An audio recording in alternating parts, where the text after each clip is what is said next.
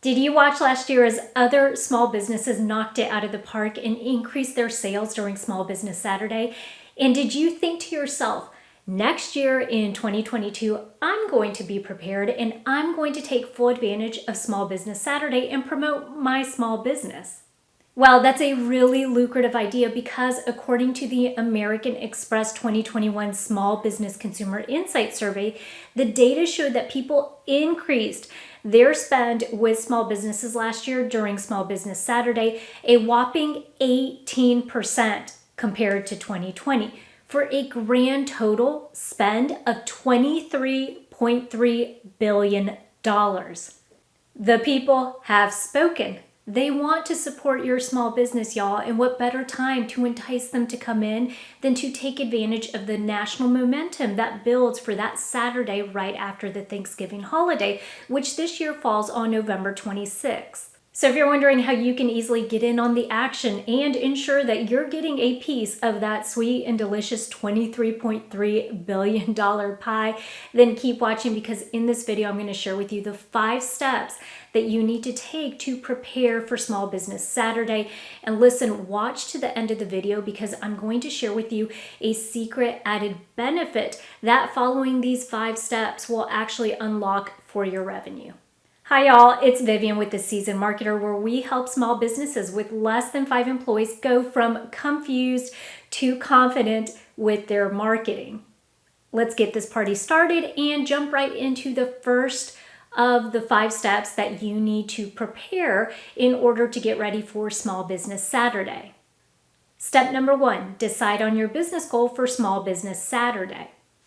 You may be thinking, well, isn't it pretty obvious my business goal during Small Business Saturday is to promote and sell my products and services? But here's the thing, it may not be. So your business goal for that Saturday could be anything from a discount to a special offer to even just growing your email list. For example, perhaps you are a wedding photographer and you know that because wedding photography is an investment, that it usually takes people some time to make the decision to book you for your services. Your goal for Small Business Saturday may actually be just to get newly engaged couples onto your email list. So it might not actually be a sale. It might be to get them on the email list so that you can prime them for the sale eventually. And one of the ways that you could do that is by offering a free checklist. So perhaps 10 to-dos after you get engaged, or something that's going to funnel them onto your email list, so then you could queue up communication so that eventually when the time comes and they are booking and looking for a wedding photographer, you will come to mind. On the other hand, if you are a home decor boutique, then maybe your Small Business Saturday goal is to actually get rid of the Thanksgiving decor that you still have in your store. So maybe it's geared towards a very specific product that you have on hand. And one of the reasons you may want to do that is because since Small Business Saturday is still technically in November and it's right after Thanksgiving, you can ask for a little more on those Thanksgiving decor items still, as opposed to waiting until December, where people would expect that to be heavily discounted because then they're in Christmas mode. So your Small Business Saturday goal may actually be on a very specific product that you want to get rid of in your store. Bonus tip, if you aren't crazy about offering a discount during Small Business Saturday, then consider promoting your gift cards. So if people are looking to support small businesses, what better way than to remind them that they can purchase gift cards ahead of time so that they can utilize them as stocking stuffers during the holiday season, or just that they make great gifts. Now, no matter what you decide your business goal to be, whether that be an offer or getting people on your email list or promoting gift cards, be sure that you are clear about it and that you have it written down somewhere, and that you also share that information with your team members so that everybody is on the same page. Step number 2, plan your social media strategy. You don't necessarily have to have all of your posts ready for that week and your captions all done, although I will say the more you get done ahead of time and potentially schedule, the more probable you're going to be to actually posted. So as opposed to waiting day of. But really what we're looking for here is you want to start thinking about how you're going to connect the dots with potential customers or with established customers on why shopping with your small business makes an impact or makes a difference in the community. And so some of the ideas that you can do are to show your impact or the footprint that you leave in the community. What organizations does your small business support in the community? Do you participate in community events? Do you volunteer for soup kitchens? Do you do litter pickup days? Are you maybe offering free educational courses to particular organizations in your community? What problem are you solving? Are you a Brazilian wax spa whose services are centered around making women feel confident so that they can show up with their families, with their jobs, and in their everyday lives? If you're an insurance agent, are you there for all of the scary moments when somebody loses their house to a fire, or if they're in a really bad car accident, are you helping them and walking them through the process? Share a story, a testimonial, or connect the dots in some type of way so that people know what your business is all about. Ask your employees to share what working for your small business means to them. There are families behind your small business, families that you are helping to make a living and to be engaged in the community. Or share how many lives your small business has touched. If, for example, your small business helps people through the foster care or adoption process, then let people know exactly how many families have taken advantage of your training program or of your services. How many people have you impacted? Share your efforts, successes, and the difference that you make in other families' lives. Step number 3, pinpoint what marketing channels you want to use. While I wouldn't necessarily recommend using some marketing channels, like let's say postcards or even print ads for Small Business Saturday, 2 of them that I would recommend are emails and or SMS or text marketing. If, for example, we go back to the example of the home decor boutique store owner. If my business goal is to get rid of my Thanksgiving decor for that Small Business Saturday, then I would set up a 3-part email series that would include first email being sent out on Monday that tells my customers about my big sale on Saturday for the Thanksgiving decor. A second email that's sent out on Wednesday that gives people ideas for what to do with their Thanksgiving decor after Thanksgiving. So how can they repurpose it throughout the year? And then a third email to be sent out on Friday, the day before Small Business Saturday, that announces a bonus or a special giveaway. Let's say that if I tell them, hey, if you come in and you buy Thanksgiving decor on Saturday, then you'll also be entered in a drawing to receive a $25 gift card for our store, and that you can use at any time throughout the year.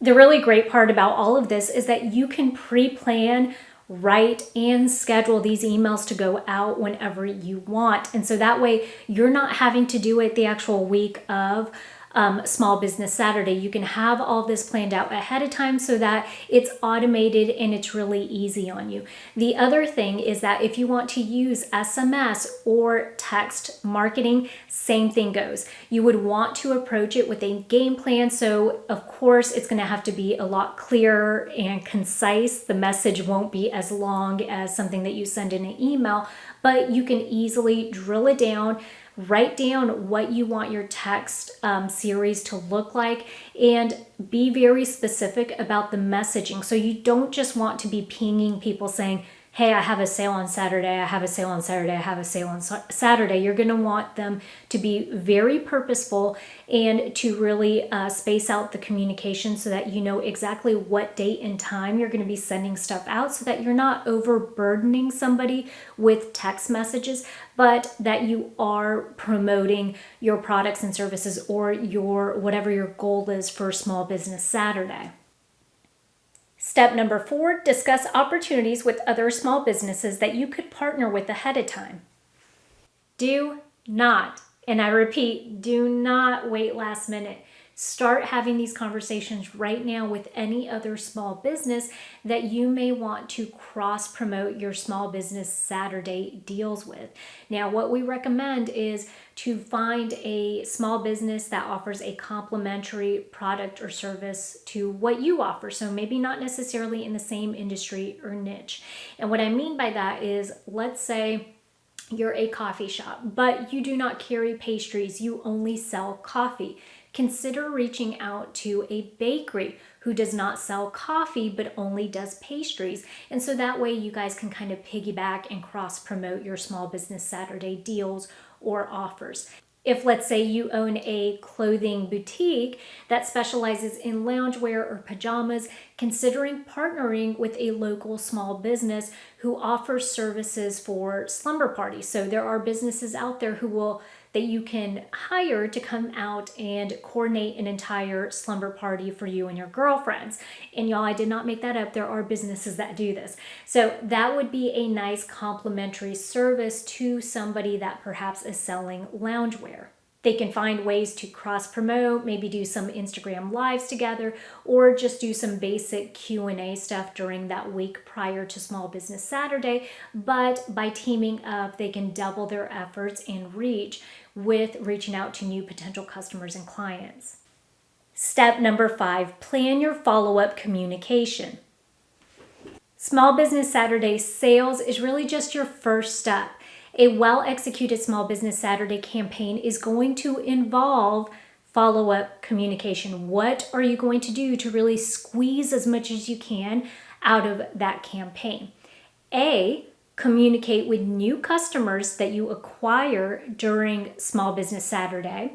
And B, communicate with established customers that purchase from you during Small Business Saturday. And there's a very good reason why we split up new and established customers when it comes to our communication.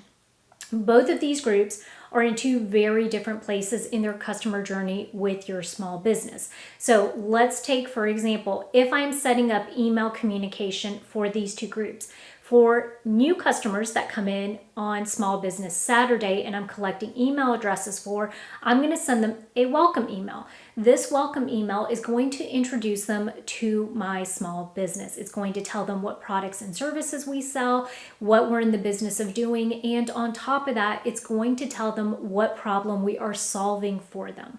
Pro tip, use this as an opportunity to set up expectations.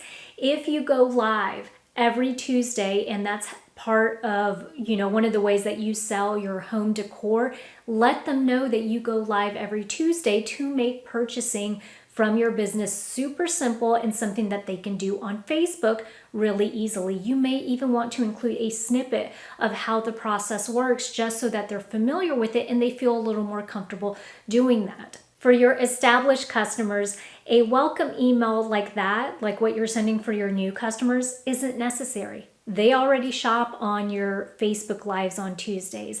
They know what products you sell. So let's say if we are that decor boutique owner, an email to the established customers that purchased on Small Business Saturday may look something like, hey, if you really love the Thanksgiving decor that you purchased from me 2 weeks ago, then you're going to love this Christmas decor that I have in stock right now. And oh, by the way, I have it on sale for 20% off. So that could be something that you send to them 2 weeks after Small Business Saturday. But the point is you are showing them a product that is very similar and that may be of interest to them, that's going to catch their attention. And you know this because you are basing it off of what they purchased from you on that day.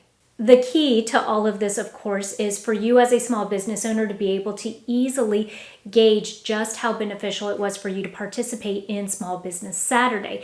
And here's the thing. If you follow these 5 steps, it means that you have a game plan put together and that you are prepared and that you are maximizing and taking advantage of every opportunity to really promote your business on that Small Business Saturday and thereafter. And since you know just how much a customer is worth to your business because you know what their customer lifetime value is, then it means that you can actually gauge how much revenue you're bringing in from this Small Business Saturday campaign, not just based on the sales that you are making that Saturday. And here's what I mean by that. Quick math, we're going to boil it down. If I know that my customer lifetime value for a new customer at my decor boutique is $1,500 total, because that's on average how much a customer spends with me over the course of 2 years, then I know that even though my Small Business Saturday campaign brought in 20 new customers that bought a $25 Thanksgiving decor, really over the long run, I'll stand to profit $30,000 from my efforts, since $1,500 times 20 equals $30,000. If you don't know what your customer lifetime value is, let's say how much a customer is worth to your small business, go ahead and click or tap that screen right now. I'll walk you through a really easy formula that you can do today to be able to figure that out. If you like this video or if you got any type of value out of it, go ahead and hit that like button and subscribe to our channel. Thanks for tuning in. We'll catch you guys next week, same time and place.